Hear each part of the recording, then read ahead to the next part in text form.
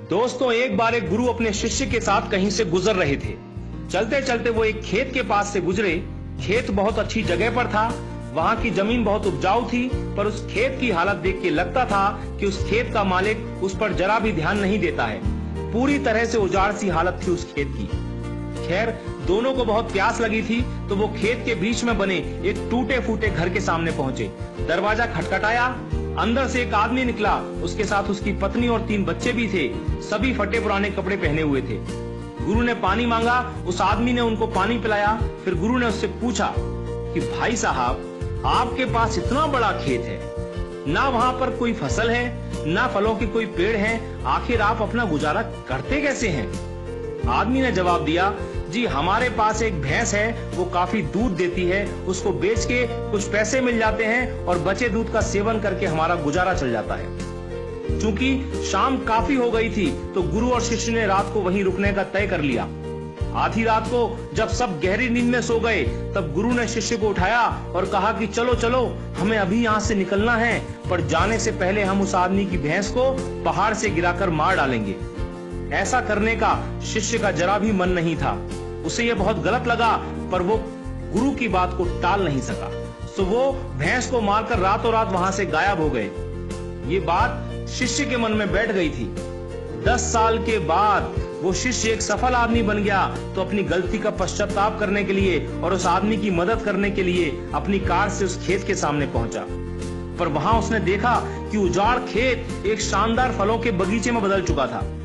टूटे फूटे घर की जगह एक शानदार बंगला खड़ा था। जहां एक अकेली भैंस बंधी होती थी, वहां कई अच्छी नस्ल की गाय और भैंसें बंधी हुई थी। शिष्य ने सोचा कि शायद वो परिवार अपनी जमीन किसी को बेच के कहीं चला गया है, और ये सोचकर वो वापस लौटने लगा, तो उसे खेतों में वही 10 साल पहले वाला आदमी दिखाई दे गया। शिष्य उसके पास पहुंचा, बोला, शायद आपने मुझे पहचाना नहीं, 10 साल पहले मैं आपसे मिला था। फिर वो आदमी बोला, नहीं नहीं, ऐसा नहीं है, मुझे याद है, आप और आपके गुरु आए थे। उस रात को तो मैं कभी भूल ही नहीं सकता।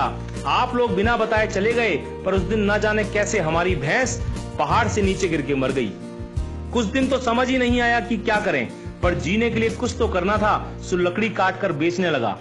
पैसे आए तो खेत में बुआई कर दी।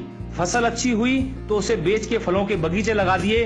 काम अच्छा चल पड़ा और आज मैं आसपास के 1000 गांवों में सबसे बड़ा फल व्यापारी हूं। शिष्य बोला, ये काम आप पहले भी तो कर सकते थे। तो आदमी बोला, तब जिंदगी बिना मेहनत के गुजर रही थी, कोई रिस्क नहीं था, तो लगा नहीं कि मेरे अंदर इतनी क्षमता है, सो कोशिश ही नहीं की।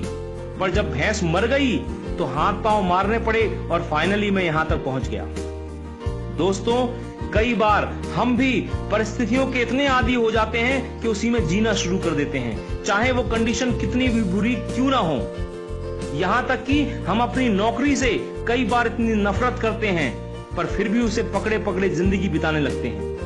कई बार नए अवसर के बारे में हम बस इसलिए नहीं सोचते क्योंकि पुराने से हमारा दाल रोटी का खर्चा निकल रहा होता है। हम डरते हैं रिस्क लेने से, और सिर्फ इन्हीं वजहों से हम कभी अपने फुल पोटेंशियल को रियलाइज नहीं कर पाते। हम अपनी क्षमताओं का पूरा उपयोग नहीं कर पाते, जिससे हमारी लाइफ कहीं बेहतर बन सकती है।